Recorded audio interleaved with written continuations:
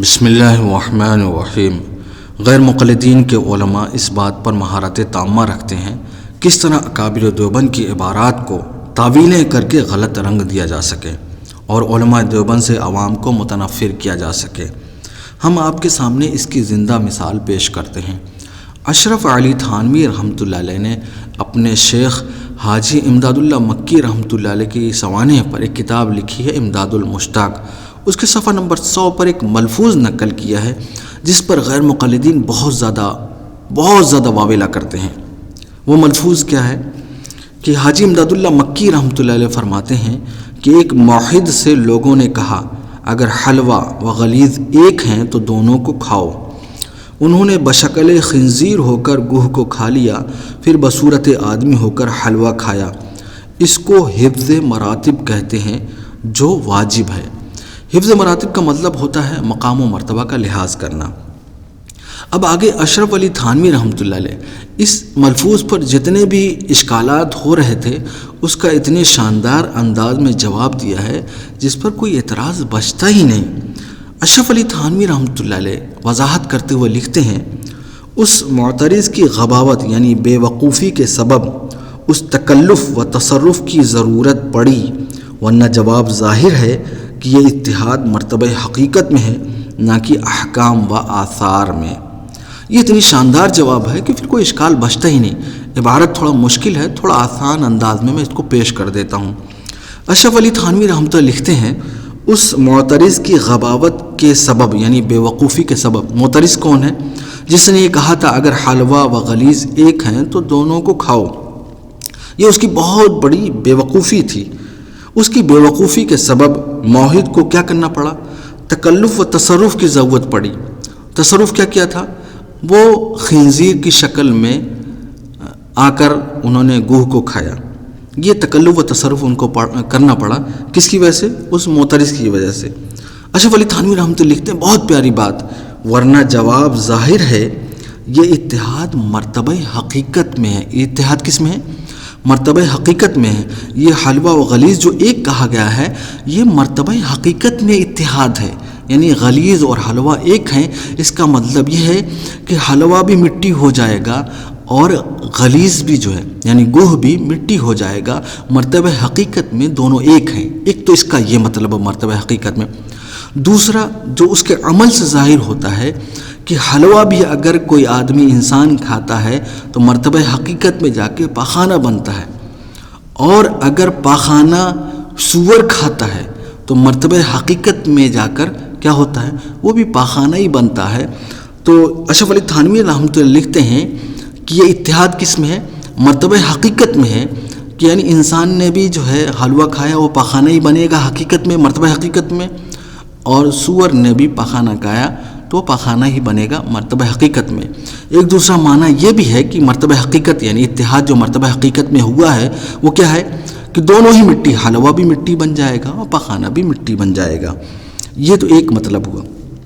آگے اشرف علی تھانوی رحمۃ اللہ لکھتے ہیں، نہ کہ احکام و آثار میں، یعنی یہ اتحاد جو ہے احکام و آثار میں نہیں تھا۔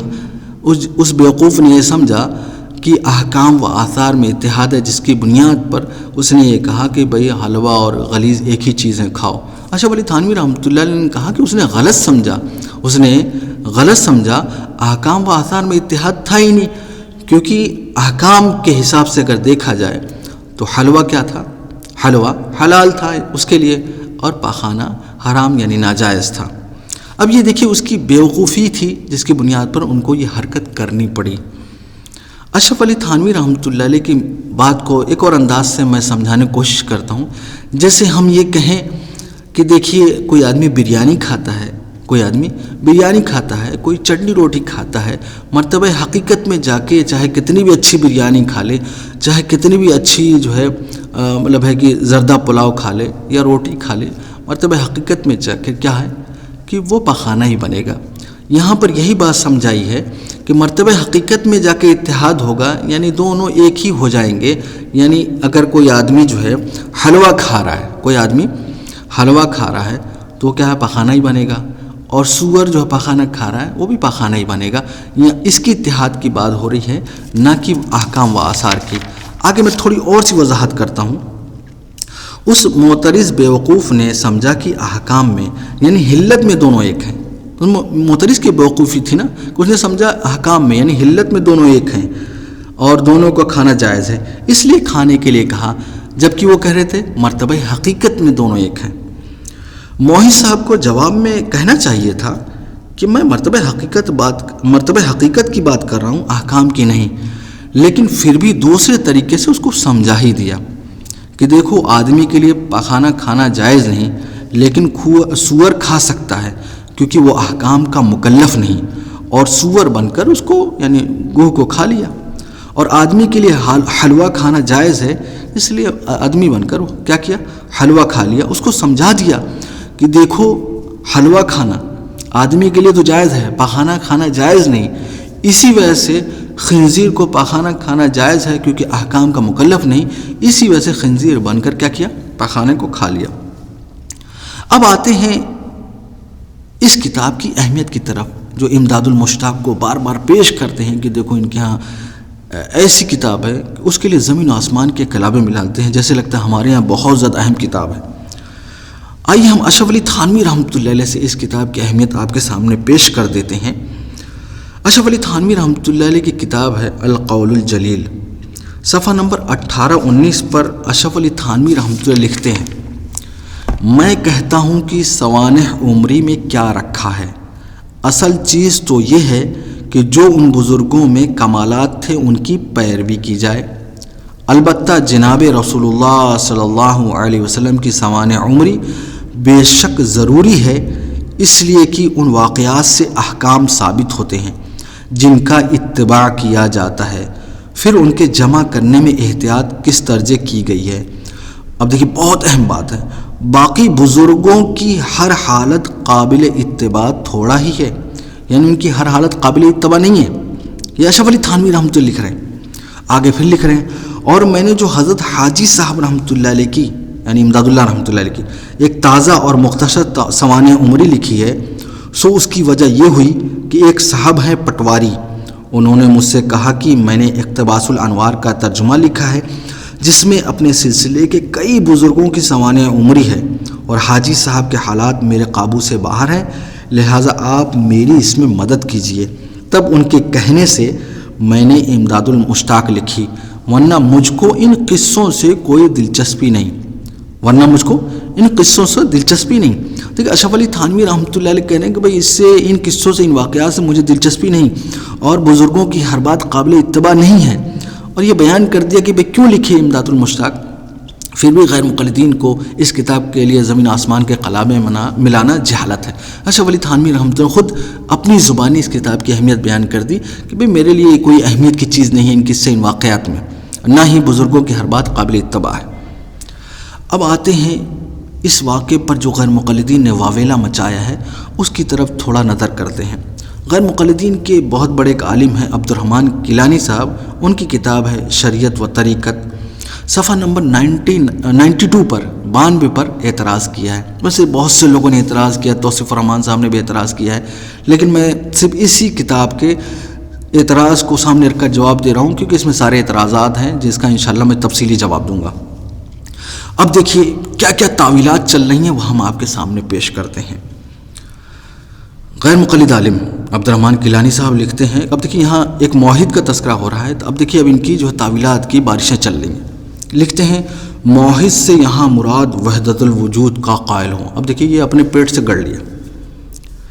اب یہ ہوتا ہے کہ غیر مقلدین کی مرضی ہوتی ہے کہ اپنے پیٹ سے جو چاہے تعویلات کریں، جو چاہے مطلب لکھیں، جو چاہے عقیدہ ہم پر تھوپیں، ایسا لگتا ہے جو آزاد ہیں. لیکن اگر ہم کوئی جواب دیتے ہیں تو پھر جواب میں کیا کہیں گے ارے آپ تو تعویلات کر رہے ہیں. اب دیکھیے یہاں پہ کہیں لکھا ہوا ہے کہ موحد سے مطلب وحدت الوجود کا ماننے والا.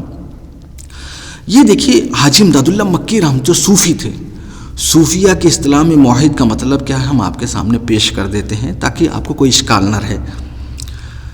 ایک کتاب ہے بہت مشہور صوفیہ پر، مناقب ابرار، حسین بن نصر ابن خمیس، وفات ان کی 552 ہجری، صفحہ نمبر 406-407 پر لکھتے ہیں، یعنی جو صوفیہ موحد کے بارے میں کیا لکھتے ہیں. لکھتے ہیں زاہد وہ شخص ہے جس کے نزدیک کوئی تعریف یا برائی کرے برابر ہو، یعنی کوئی اس کی تعریف یا برائی کرے اس کے لیے برابر ہو۔ جو پانچوں وقت کی نماز اول وقت میں پڑھے وہ عابد ہے۔ عابد کون ہے؟ جو اول وقت میں پانچوں وقت کی نماز پڑھے وہ عابد ہے۔ اور وہ شخص جس کو سارے کام اللہ کی طرف سے ہوتا ہوا دکھائی دے وہ موحد ہے۔ صوفیہ کیا کون ہے؟ موحد۔ وہ شخص جس کو سارے کام اللہ کی طرف سے ہوتا ہوا دکھائی دے وہ موحد ہے۔ یہ تو ہوئی میں نے موحد کی ڈیفینیشن بیان کی صوفیہ کے یہاں سے۔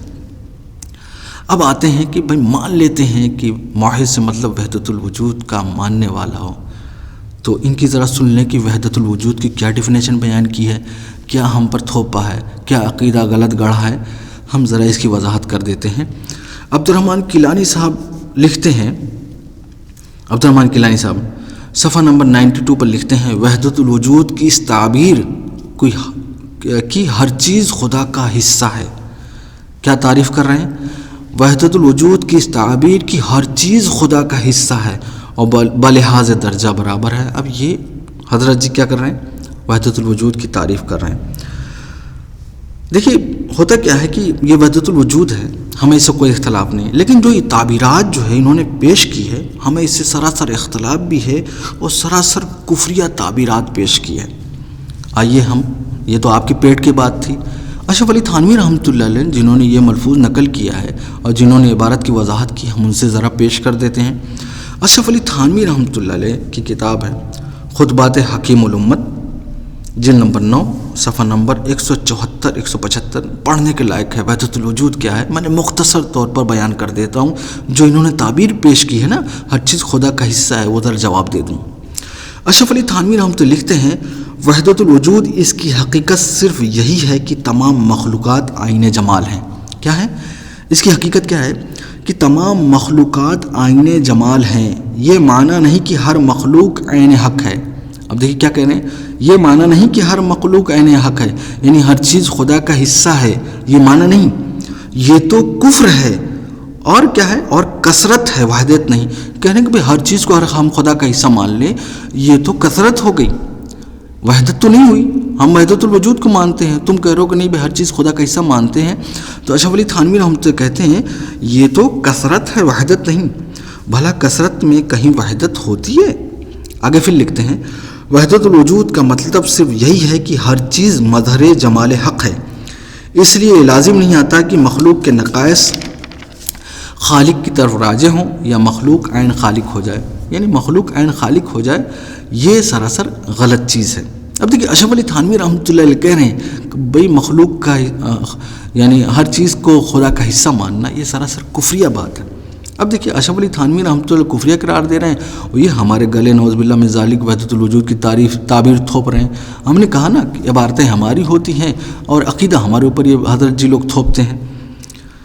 اب آتے ہیں ان کے تیسرے اعتراض کی طرف جو بہت اہم اعتراض ہے اور اشکال کا بھی باعث ہے، وہ یہ ہے کہ عبدالرحمن کیلانی صاحب 92 صفحے پر لکھتے ہیں، وجودی حضرات، یعنی ہم لوگ بارے میں وحدت الوجود والے، وجودی حضرات اپنی شکل تبدیل کرنے پہ بھی قادر ہوتے ہیں۔ کہ دیکھیے اس میں ہے کہ موحد صاحب جو ہے کیا بن گئے، آدمی سے خنزیر بن گئے اور خنزیر بن کر گو کھا لیا۔ کہہ رہے ہیں کہ بھائی دیکھیے وجودی حضرات اپنی شکل تبدیل کرنے پہ بھی قادر ہوتے ہیں۔ اس کا جواب ہم مختلف جو ہے قرائن سے دیں گے۔ پہلا جواب یہ ہے کہ جو اس میں یہ ہے کہ خنزیر بن گئے اور پھر بصورت آدمی ہو کر جو ہے حلوہ کھا لیا، ہم یہ کہتے ہیں کہ بھئی ضروری نہیں کہ یہ واقعہ حقیقت میں پیش آیا ہو۔ حفظ مراتب کو سمجھانے کے لیے ہو سکتا ہے کہ ایک تخیلی بات پیش کی ہو، ایسا عام طور پر ہوتا ہے کہ واعظین حضرات، مدرسین حضرات کبھی کبھی ایسے واقعات، ایسی حکایات بیان کرتے ہیں جس میں مقصود کچھ اور ہوتا ہے اور اس پر یہ لوگ دھیان نہیں دیتے کہ یہ واقعہ ثابت ہے یا نہیں۔ مقصود بذات کوئی اور چیز ہوتی ہے۔ یہ عموماً ہوتا ہے ایسا کہ آدمی جو ہے ایک مثال جو ہے بیان کرتا ہے، جیسے میں مثال دے رہا ہوں، اب ایک شخص نے اپنی بیوی کے بارے میں کہا کہ بھئی وہ ہر بات پہ تنقید کرتی ہے۔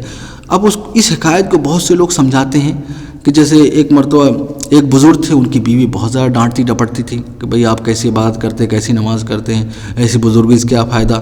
ایک مرتبہ دیکھا کہ چھت سے اوپر سے ایک آدمی جو ہے ہوا میں اڑا جا رہا ہے، تو اپنی اس کی بیوی نے یہ کہا کہ دیکھو بزرگ تو یہ ہیں، تمہاری نماز روزہ سے کیا فائدہ، دیکھو اصل تو بزرگ یہ ہیں۔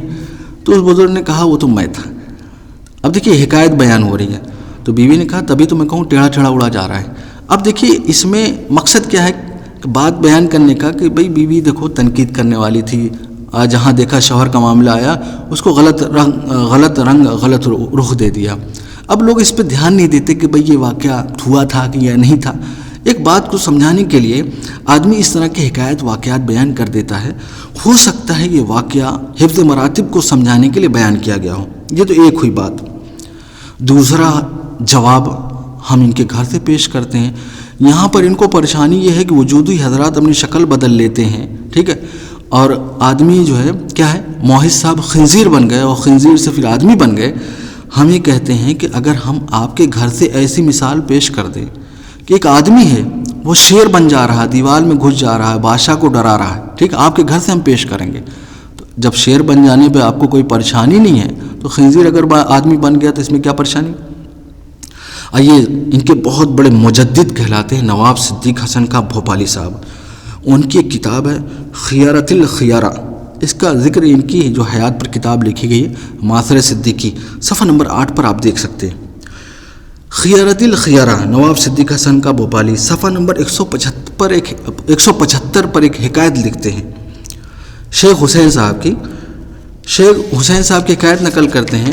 شیخ حسین صاحب کہتے ہیں کہ سلطان کی طرف سے ان کو واعظ کرنے سے منع کر دیا گیا، یعنی تقریر کرنے سے۔ شیخ حسین نے اپنے جو شیخ تھے ایوب صاحب سے شکایت کی۔ اب سلطان اس وقت بیت الخلاء میں تھا، یعنی ٹوائلٹ میں۔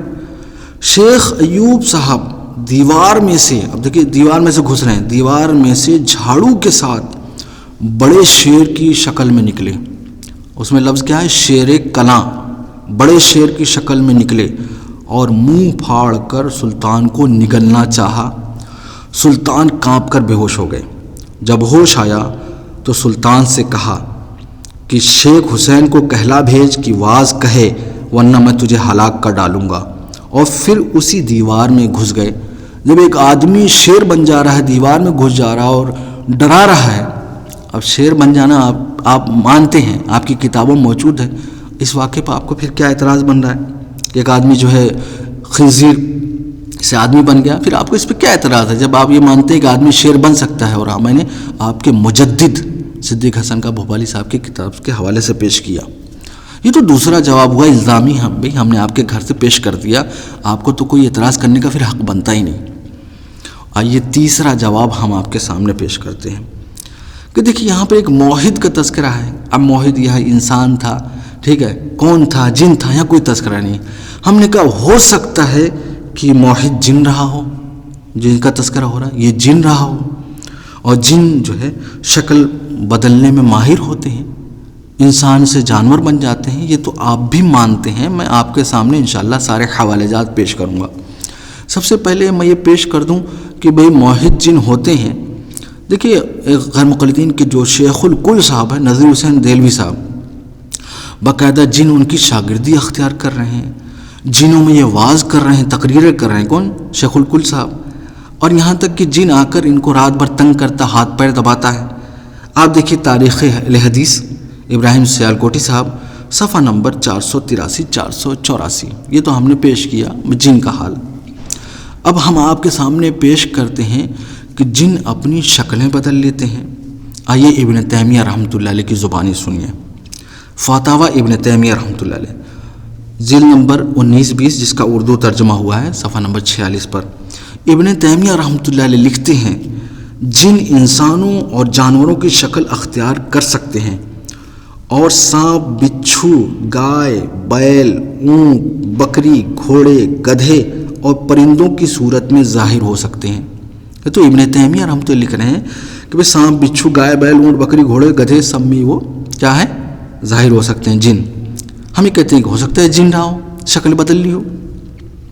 اسی طرح ابن تیمیہ رحمۃ اللہ لکھتے ہیں صفحہ نمبر 38 پر، اور رسول اللہ صلی اللہ علیہ وسلم کی صحیح احادیث نقل کرتے ہیں کہ جنہوں نے جب اسلام لائے اور اللہ کے رسول صلی اللہ علیہ وسلم سے اپنی غذا طلب کی، بھئی ہم کیا کھائیں پئیں، تو رسول اللہ صلی اللہ علیہ وسلم نے جنوں سے فرمایا جو ہم ہڈی اڈی کھا کے پھینکتے ہیں نا، تو رسول اللہ صلی اللہ علیہ وسلم نے فرمایا ہر ہڈی جس پر اللہ کا نام لیا گیا ہو تمہارے لیے گوشت سے پر ہو جائے گی، اور جانوروں کی لید یعنی گوہ یا گوبر اثر نو تمہارے جانوروں کے لیے چارہ بن جائے گی۔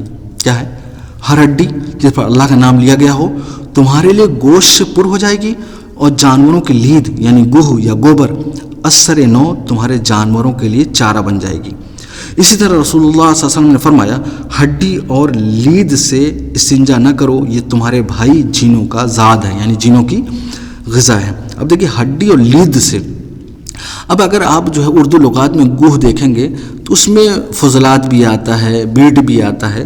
اب ہم یہ کہتے ہیں ہو سکتا ہے کہ جب اس جن نے یعنی جانور کی شکل اختیار کی، سور کی شکل اختیار دی، اب وہ جو لید تھا یا جو گوہ تھا ہو سکتا ہے جانوروں کو رہا ہو، اب وہ جانوروں کی غذا بن گئی ہو، جیسا کہ اس حدیث میں لکھا ہے کہ اللہ کے رسول صلی اللہ علیہ وسلم نے کیا فرمایا، ہر ہڈی جس پر اللہ کا نام لیا گیا ہو تمہارے لیے گوشت سے پر ہو جائے گی، اور جانوروں کی لید یعنی جانوروں کے گوہ یا گوبر اثر نو تمہارے جانوروں کے لیے چارہ بن جائے گی۔ ہم کہتے ہیں ہو سکتا ہے جن ہو، جن شکل بدلنے میں ماہر ہیں۔ یہ تو ہم نے ابن تیمیہ رحمۃ اللہ علیہ کے حوالے سے پیش کیے۔ آئیے ان کے بہت بڑے شیخ ہیں زبیر علی زئی صاحب کے حوالے سے پیش کر دیتے ہیں کہ جن اپنی شکلیں بدل لیتے ہیں، جانوروں کی شکل اختیار کر لیتے ہیں۔ یہ زبیر علی زئی صاحب کی کتاب ہے فتاوی علمیہ، صفحہ نمبر 472 پر ایک اعتراض کا جواب دیتے ہوئے لکھتے ہیں، بخاری میں ایک روایت ہے کہ ایک بندریا نے زنا کیا، اس کو سارے بندروں نے مل کر رجم کیا، تو یہ زمانے جاہلیت کی بات ہے۔ تو زبیر علی زئی صاحب لکھتے ہیں اس میں بندروں سے مراد، وہ جو بندر بخاری میں لکھا ہوا ہے اس سے مراد جن ہے، ٹھیک ہے۔ اور آگے پھر کیا لکھتے ہیں، یعنی بندر جو ہے جو رجم کر رہے تھے اسے کہہ رہے ہیں کہ اس سے مراد جن ہے۔ پھر آگے لکھتے ہیں یہ عام لوگوں کو بھی معلوم ہے، کیا کہہ رہے ہیں، عام لوگوں کو بھی معلوم ہے کہ جن مکلف مخلوق ہے، اور جنوں کا مختلف شکل اختیار کرنا بھی ثابت ہے۔ جنوں کا کیا ہے، مختلف شکل اختیار کرنا ثابت ہے، یعنی جن بندر بھی بن سکتے ہیں، جانور بھی بن سکتے ہیں۔ اب یہ زبیر علی زئی صاحب لکھ رہے ہیں، یہ تو ہم نے آپ کے سامنے پیش کر دیا، ہو سکتا ہے یہ واقعہ فرضی ہو۔ پھر ہم نے دوسرا حوالہ ان کے گھر سے پیش کیا کہ آدمی جب شیر بن سکتا ہے تصرف کر کے، تو ہم کہتے ہیں کہ بھئی اگر ہمارے اکابر نے لکھ دیا کہ بھئی ایک شخص جو ہے تصرف کر کے خنزیر بن گیا، تو پھر آپ کو کیا پریشانی کہ وہ بھی شیر بن گیا، آپ کو اس پہ کوئی پریشانی نہیں، خنزیر بننے پر آپ کو پریشانی ہے کہ وہ گندا جانور۔ اب تیسرے بات ہم نے کہا کہ زیادہ احتمال یہی ہے کہ وہ جن رہا ہو، جن اپنی شکلیں بدلتے ہیں۔ ہم نے حوالے جات پیش کیے ابن تیمیہ رحمۃ اللہ علیہ، شیخ زبیر علی زئی صاحب کے حوالے سے کہ جن شکل بدل سکتے ہیں، جانور کی شکل اختیار کر سکتے ہیں۔ اب آتے ہیں ان کے چوتھے اعتراض کی طرف، جو بڑا بھونڈا اعتراض ہے۔ لکھتے ہیں عبد الرحمن کیلانی صاحب کہ حلال و حرام، یعنی اس واقعے سے استنباط کرتے ہوئے لکھتے ہیں ملفوظ سے، حلال و حرام کی عقیدتاً تمیز کرنے کی ضرورت نہیں۔ کہتے ہیں حلال و حرام کی عقیدتاً تمیز کرنے کی ضرورت نہیں۔ تعجب کی بات ہے کہ اگر حلال و حرام کی تمیز کرنا نہ ہوتا تو انسان ہی بن کر وہ کیا کرتے، حلوائی کھا لیتے، انسان بن کر جو ہے نجاست کھا لیتے، گندگی کھا لیتے، گو کھا لیتے۔ لیکن انہوں نے کیا کیا، ایسا نہیں کیا، وہ یہ جانتے تو اپنے عمل سے بتا دیا۔ اپنے عمل سے کیا بتایا، انسان کے لیے حلوہ کھانا تو جائز ہے لیکن گو کھانا جائز نہیں، اور کیا ہے، خنزیر بن کر جو ہے گندگی کھا لی، اور یعنی گوہ کو کھا لیا، اور یہ ثابت کیا کہ یہ انسان کے لیے جائز نہیں۔ ہاں خنزیر کھا سکتا ہے کیونکہ یہ احکام شریعت کا مکلف نہیں، اس پر حلال و حرام کا فتویٰ نہیں لگے گا۔ کل قیامت کے دن اس سے یہ نہیں پوچھا جائے گا تو نے کیوں گندگی کھائی ہے۔ تو تعجب کی بات ہے، یہ تو سبھی جانتے ہیں سور نجاست کھاتے ہیں کیونکہ احکام کے مکلف ہی نہیں، اور نہ ہی نجاست کھانے پر قیامت کے دن ان کا مواخذہ ہوگا۔ اسی وجہ سے تصرف اختیار کر کے انہوں نے خنزیر کی شکل اختیار کی۔ تو اگر یہ تفریق کے قائل نہ ہوتے تو پھر انہیں خنزیر بننے کی ضرورت ہی کیا تھی؟ یہ تو جہالت کی بات ہے کہ انہوں نے یہ کہا کہ بھئی وہ حلال و حرام کے فرق کرنے کی تمیز نہیں۔ تو یہاں پر تو ثابت کر دیا کہ بھئی حلال و حرام کا فرق کر رہے تھے، اسی وجہ سے انسان بن کے صرف حلوہ ہی کھایا، کیا ہے، گو نہیں کھایا۔ تو ہم یہ کہہ رہے کہ وہ تو تفریق کر رہے تھے، بس مرتبہ حقیقت کو سمجھانے کے لیے انہیں یہ پاپڑ بیلنا پڑا۔ ہم یہ کہتے ہیں کہ ہو سکتا ہے جن رہا ہو۔ تو آپ کو یہ ہمارے ان جوابات سے اندازہ ہو گیا ہوگا کہ بھئی یہ صرف ہم پر اعتراض کرتے ہیں جہالت، ضد اور تعصب کی بنیاد پر، اور ہمارے اکابرین کے خلاف جو ہے عوام کو متنفر کرنے کے لیے، تاکہ لوگ جو ہے علماء دیوبند سے دور ہیں۔ اللہ تعالی ہمیں فتنوں و شرور سے بچائے، آمین ثم آمین۔